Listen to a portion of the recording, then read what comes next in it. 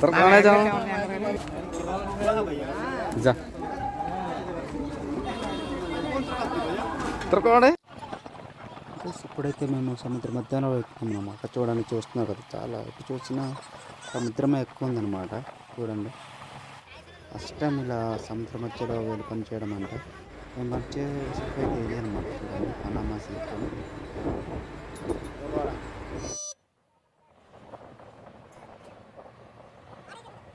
First time వచ్చాము, భయంగా కొత్తగా కూడా అనిపిస్తుంది మాకైతే. ఇంతకుముందు చేసాం కానీ మేము సీ పోర్ట్లో ఇంతకుముందు చాలాసార్లు చేసాం, కానీ సముద్ర మధ్యలో చేయడం ఇదే ఫస్ట్ టైం అనమాట.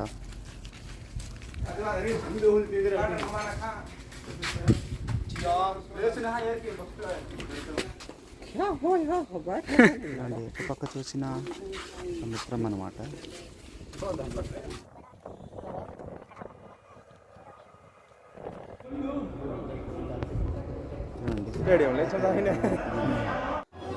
చాలా చిన్న చిన్నగా కనిపిస్తూ ఉంటారు.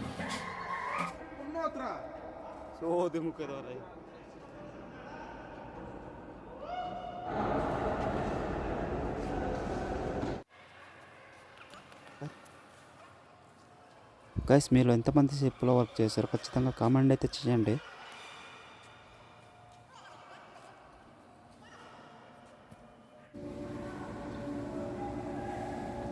చూడండి, ధర్మాకోల్ అయితే ఇలా వేయాలన్నమాట. ఫస్ట్ కాటన్ వేయాలి, కాటన్ వేసిన తర్వాత ధర్మాకోల్ అనేది కంపల్సరీగా వేయాలి.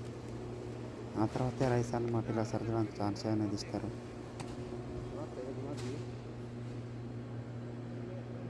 నా వంతు బ్యాగులు అయితే అయిపోయాయి, ఇంకా వేరే పని చేస్తున్నారు. వాళ్ళు అయిపోయిన తర్వాతే మాకు ఇస్తారనమాట. ఇది చాలా సింపుల్గా ఉంది, కానీ వేరే దగ్గర అయితే చాలా కష్టంగా ఉంటుంది అనమాట. చూడండి, రైస్ అనేది ఈ విధంగా దించుకోవాలి. మనకి ఎక్కడ ఎక్కువ గేపు ఉందో అక్కడే దింపుకోవాలన్నమాట. చూడండి, మేమైతే ఎక్కువ గేపు ఉన్న దగ్గరే దించుకుంటున్నాం. గైస్, చూస్తున్నారు కదా, వీటిని అయితే బాజీలు అంటారనమాట. ఆ బాజీ నిండా రైస్ బ్యాగులు పట్టుకొస్తూ ఉంటారు. అవైతే మా షిప్పుకి కాదు, వేరే షిప్పుకి అనమాట. గైస్, మీకు కనుక ఏం పని నచ్చితే ఖచ్చితంగా కామెంట్ లైక్ అయితే చేయండి.